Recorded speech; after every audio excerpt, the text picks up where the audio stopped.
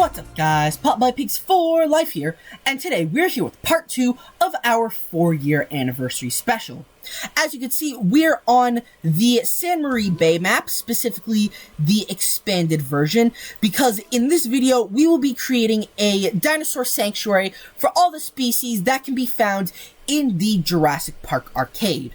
For those of you who don't know what I'm talking about, basically you can tell that any arcade is going to be a good arcade when they have this game. It's basically one of those giant arcade booths that have the 2 machine guns for the players. And so basically the story of the game goes as follows. You and your team are flying to Isla Nublar to rescue 3 dinosaurs from a volcanic eruption. The T-Rex, the Triceratops, and the Spinosaurus. And so those aren't the only dinosaurs you can see on the island. There are tons of raptors, Dilophosaurus, compies. You can see a bunch of Brachiosaurus, some Stegosaurus even, as well as tons of Pteranodons. And so once you complete all 9 levels where you capture the 3 dinosaurs, you get this cutscene at the end where you and your team are sailing off into the distance with the 3 dinosaurs in tow. However, as I've been playing this game dozens upon dozens of times, I've begun to realize that you never know what happened to the dinosaurs after you rescue them. So, in today's video, we will be doing just that. We're going to be turning the San Marie Bay map into a flourishing dinosaur sanctuary where not just those 3 species that you rescue at the end of the game, but all the species from the island can live the rest of their lives peacefully. So, with that all being said, here's the plan. So this front area, I want to be a little bit of a delta, so it's gonna be heavily swampy, much like with the hybrid facility we worked on previously. And so that's going to be home for Spinosaurus, Dilophosaurus, Pteranodon, as well as some J-Holopterus. So now, for those of you who've actually played this game, you might realize that J-Holopterus isn't in the game. So basically, what I've decided to do is I've decided to use J-Holopterus as a replacement for the Microraptors or Archaeopteryx. I never really knew what those were, but they're either Microraptors or they're Archaeopteryx. But basically, those show up in the game. So because of that, the closest thing we have in Jurassic World Evolution 2 is the J-Holopterus. So I will be using those, and they will be living in the swamp. Oh yeah, I'll also be putting some compies in here too. So now, along this valley, there's going to be a giant river that is going to lead into a lake over here. The lake will be home to a pair of Tyrannosaurus, because while at the end we only rescue 1 Tyrannosaurus, 2 appear in the game. There's this brown one, but then there's also this light blue one. So because of that, we're going to pretend that the light blue individual gets rescued too. And so all along the valley, we are going to have tons and tons of Brachiosaurus. So then over here in this little section, I want to have a little bit of a ranger team, so that way the sanctuary is constantly monitored. So then in this other half right over here, we'll probably do the raptors. We'll probably include either Stegosaurus or Triceratops in the valley. And then on this little plateau, we will have the other. So to start, what I think we need to do is we need to start by adding the waterways, because you can't have life without water. So the river is gonna go all the way down here, and it's going to culminate in a giant lake.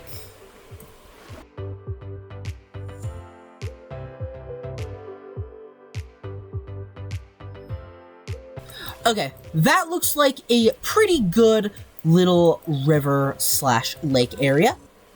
So then over here, what I'm gonna do is I'm going to add several little branches of the river delta over here. We want to make this very, very swampy, and we want to have lots of little tributaries that lead over to the ocean.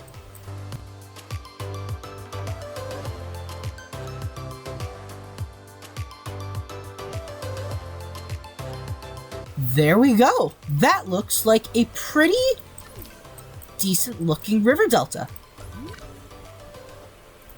So now, of course, we also have to add a couple little bodies of water up here. Do I bother fixing that? Yes. Okay, we got a nice little watering hole over here. And then we need a little bit of a watering hole right over here.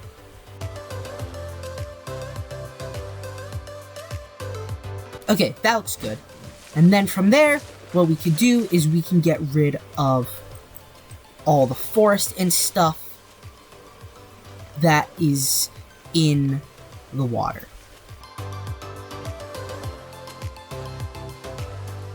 And then right over here, we can actually keep this all like that because we're going to make this area nice and swampy.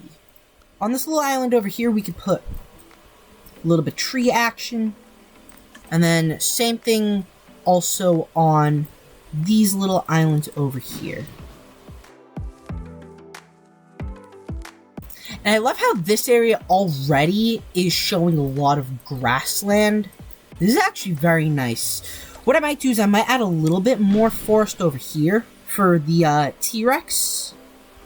Okay guys, so as we are adding in all of the foliage to the island, one thing I also realized while playing the arcade game is that the island is just in ecological shambles. Like, between all of the Dilophosaurus and the raptors, there is just an overload of carnivores on the island. So that's why, hypothetically, we are going to rescue some of them to maintain that little bit of biodiversity on the island. But we aren't going to rescue all of them because then there would be a huge imbalance when it comes to herbivores versus carnivores. Also, we did decide to rescue a variety of different skins. Like that, we would have a little bit of genetic diversity.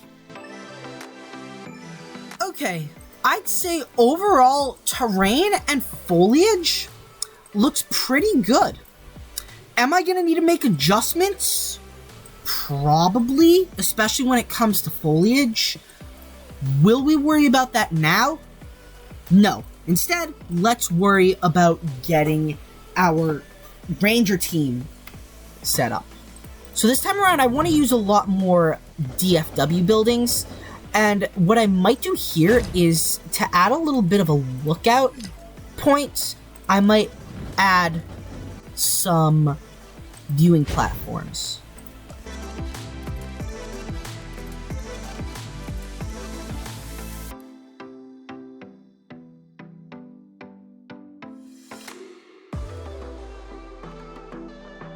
Arrival point we can put there. What I think I want to do is to make our lives a little bit easier. I want to get some hatcheries set up over here so we can just pump out sauropods, because this is going to be a lot easier than having to airlift them. So because of that, I'm going to set up a little hyperloop area.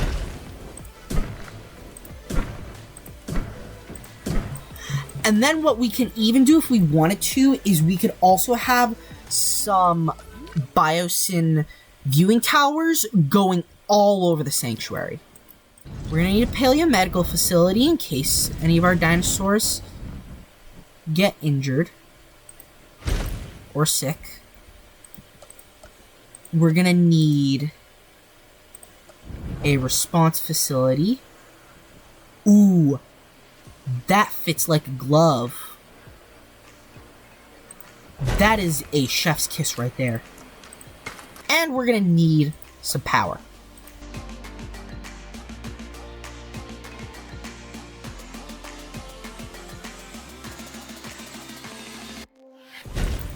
Might make my life easier too if I do this, and then over here I add in a hatchery.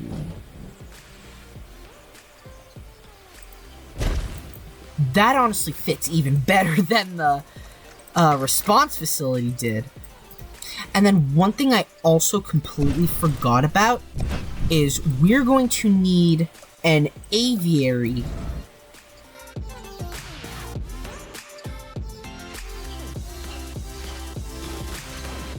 Also, just pretend you can't hear church bells in the background. The idea is that there isn't anyone inhabiting this island. Yeah, I know it's on the island of Corsica, but basically just pretend that this island is uninhabited. There's nothing behind there. It's just, you know, like the other side of the ocean, I guess. I don't know. So basically what I'm trying to get at is, while this is on the San Marie Bay map, we're just gonna pretend that this is located on a completely different island that is uninhabited. We could pretend that this is supposed to be like the staff quarters, and that maybe, ooh, you know what we could do? We can take a couple of these. We can pretend they're little kitchens.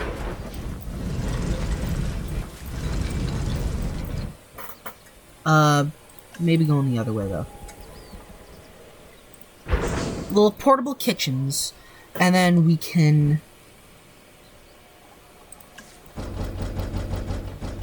do one of those.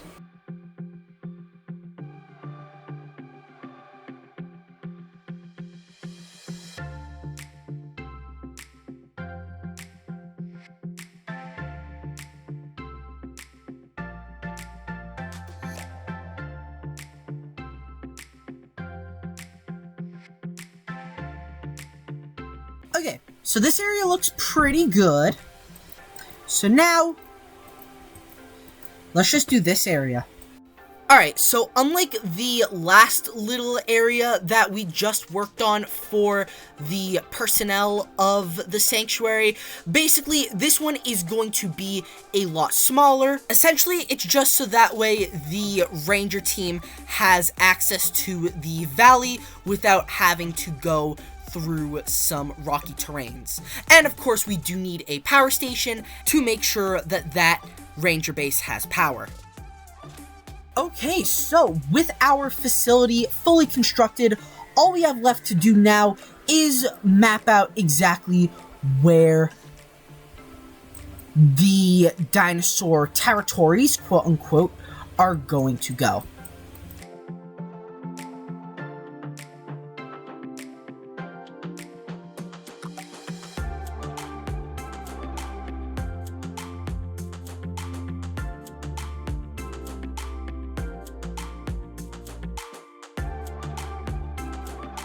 You know what?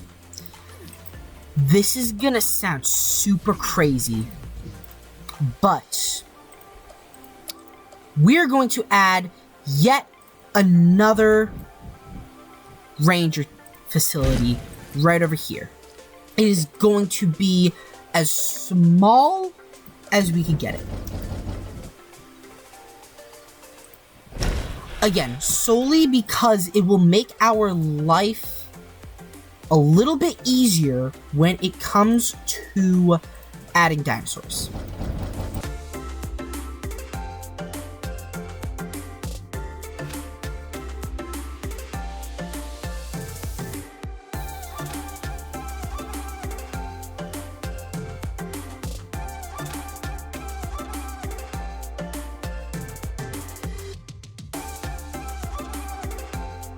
Okay, so then for over here, what we can do is we can just add in some rocks, and then that will be our natural barrier.